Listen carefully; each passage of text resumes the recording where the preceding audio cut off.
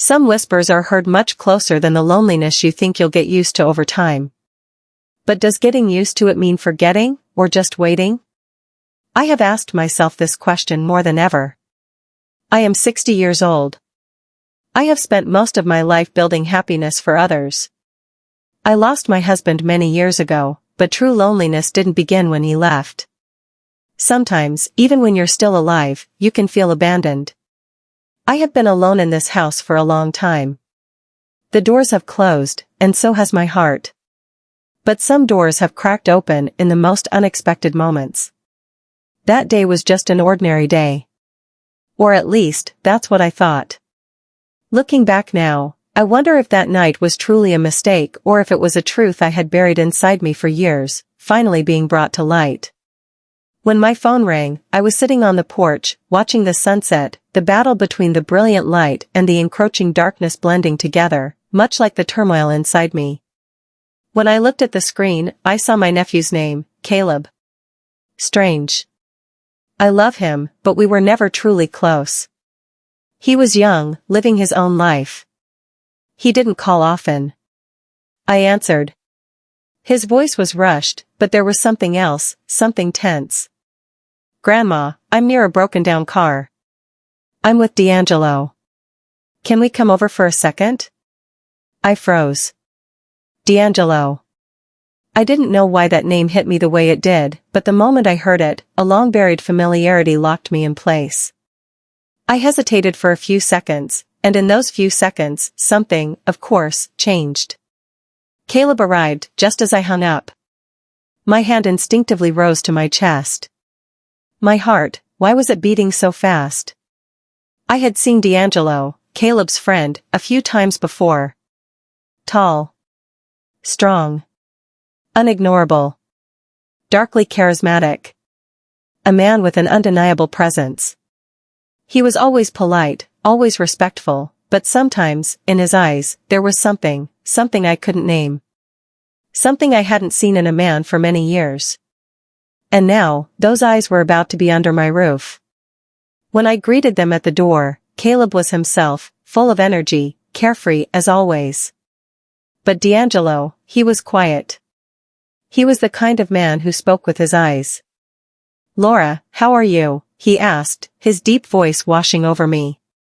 I'm fine, I said, but my voice had a strange tremor. I didn't know if D'Angelo noticed, but the small smile on his lips told me he missed nothing. They stepped inside. Caleb was talking about something, but my mind was on the man standing before me. D'Angelo wasn't just Caleb's friend. He wanted something more. Did he know that? I wasn't sure. But one thing was certain, he hadn't come here just because of a broken-down car. And I still wasn't sure what that meant. But when I figured it out, I knew there would be no going back. That night, as the hours stretched on and the house was swallowed by silence, I lay in bed, trying to sleep. But my mind was as restless as my heart. D'Angelo was here. And I was losing control. The forbidden feeling inside me was growing, something I had buried for years, something I had forgotten even existed. And yet, beneath the ashes, it was breathing again. I threw the blanket off. The air wasn't warm, but I was burning. Maybe from loneliness. Maybe from those eyes. Or maybe simply from not being seen in so many years. Quietly, I got up and walked to the kitchen. I needed a glass of water. Or at least, that's what I told myself. But when I stepped inside, I saw him. If this is the first time you're hearing a confession like this, and you want to support us, join my channel and turn on notifications before we continue. Trust me, you won't want this story to end. D'Angelo was leaning against the counter. He wore only a gray t-shirt and loose sleep shorts. His arms pressed against the fabric, his skin almost glowing under the dim light. Look away. Look away. But I didn't. And neither did he.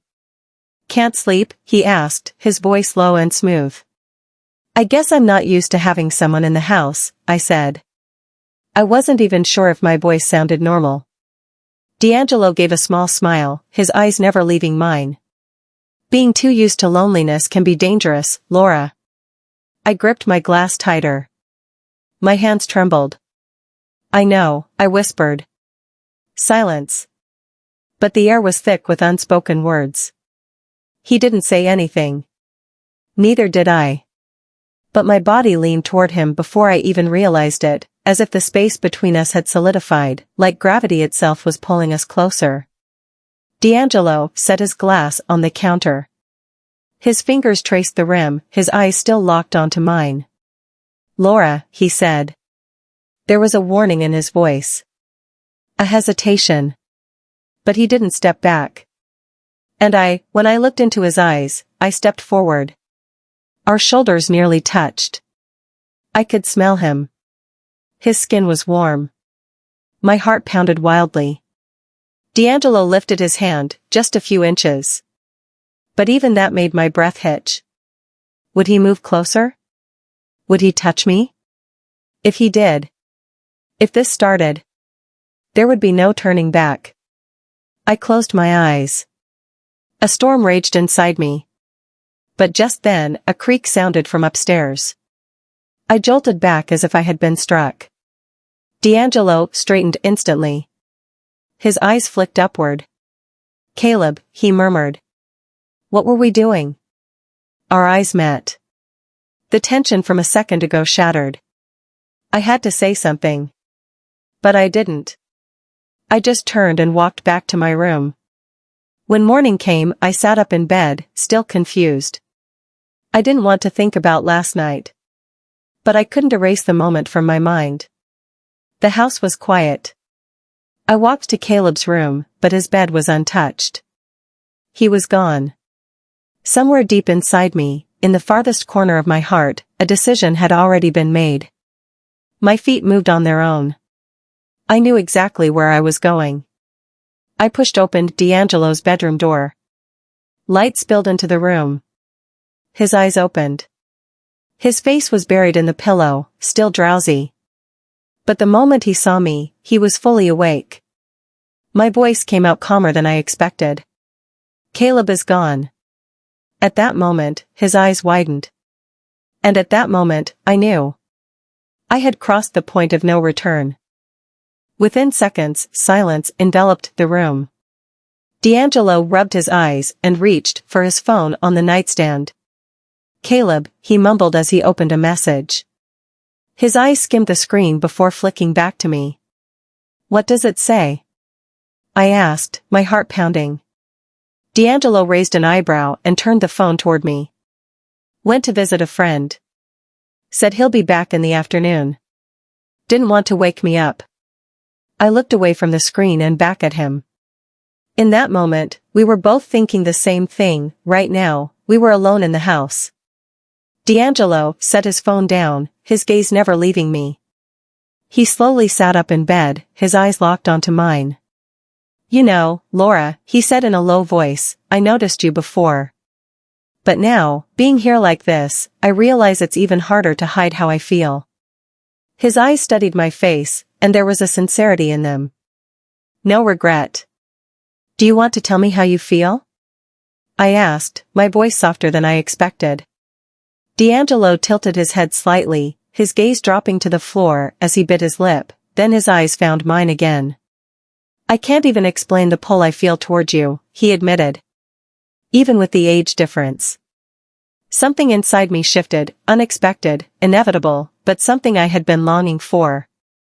The fact that you're younger than me is unusual, I started, but my voice faded as I finished the sentence. And it hit me, D'Angelo didn't look away. He didn't hesitate. There was something burning in his gaze, something I could feel, but couldn't name. When you got here yesterday, I watched you fix the car, I admitted. I saw the oil on your hands, the way your muscles tensed.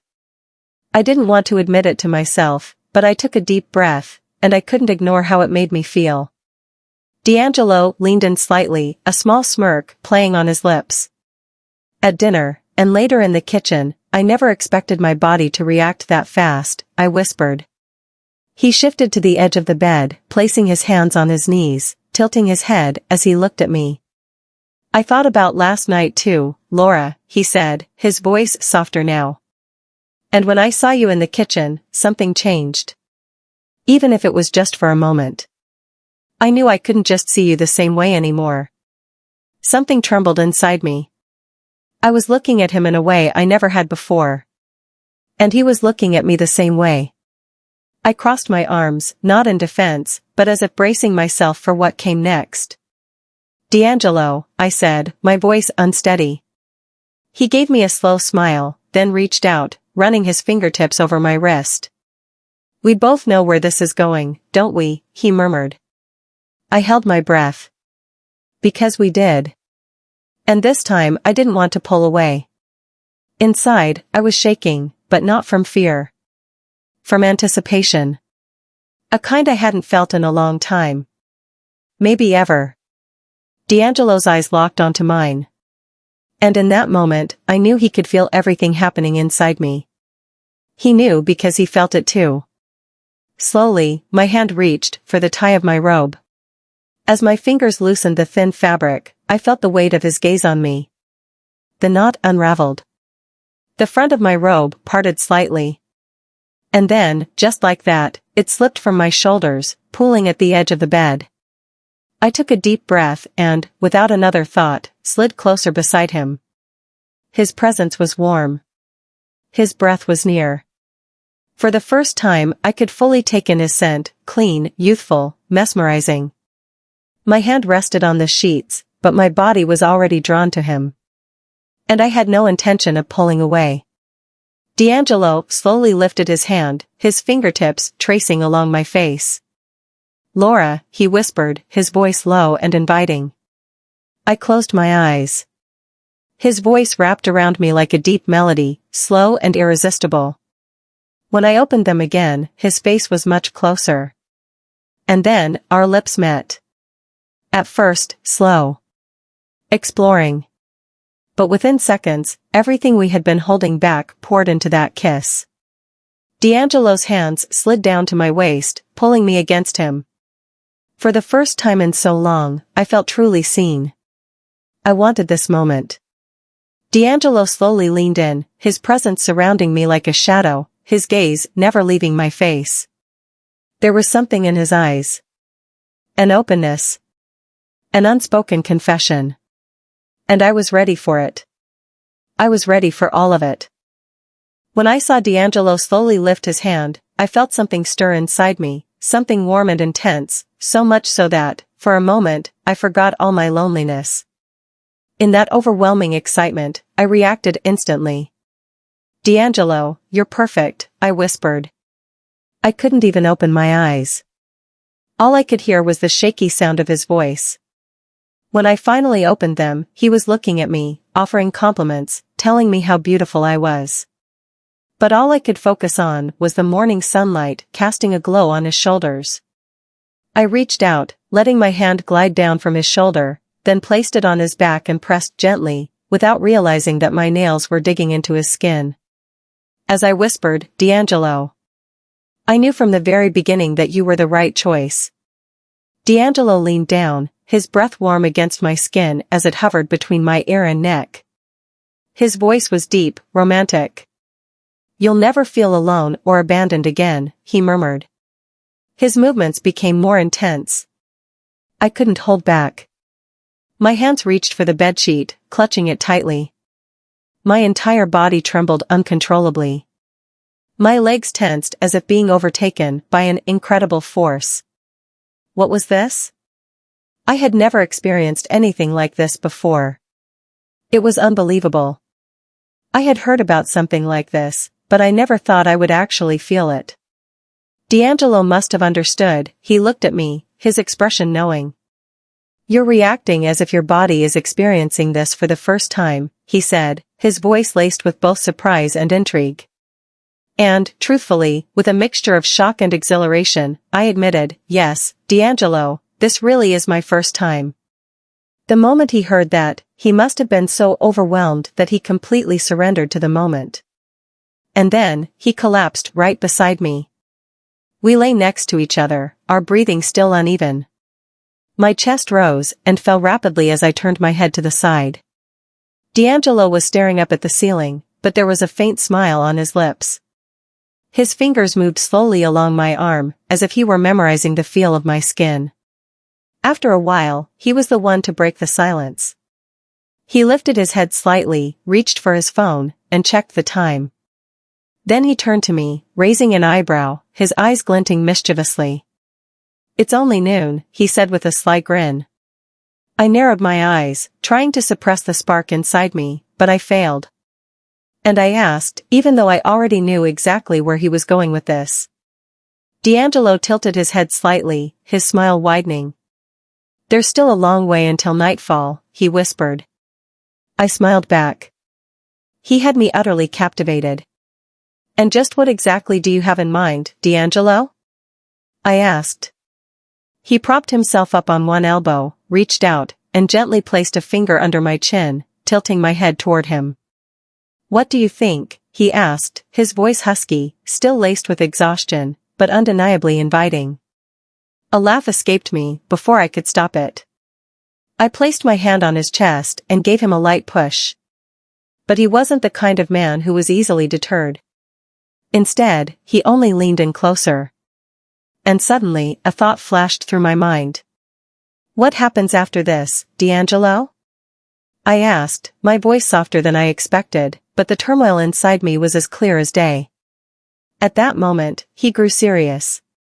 He looked at me carefully, then slowly let his hand glide into my hair, his fingers trailing gently along my cheek. "I don't know," he admitted honestly. "But the only thing I do know is that I don't want to think about it right now." He leaned in closer. "I'm here. With you. And I need this." A shiver ran down my spine again. "Luckily, our car broke down," D'Angelo whispered with a small, knowing smile. I looked at him. He was right. If the car hadn't broken down, he wouldn't have been here tonight. This moment wouldn't have happened. "Do you think this is just a coincidence?" I asked. His gaze locked onto mine. "I don't know, Laura," he murmured. "But the only thing I do know is I wanted this to happen."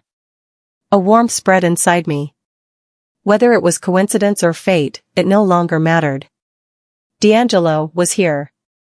And I felt more alive than I had in years. I didn't want the evening to come.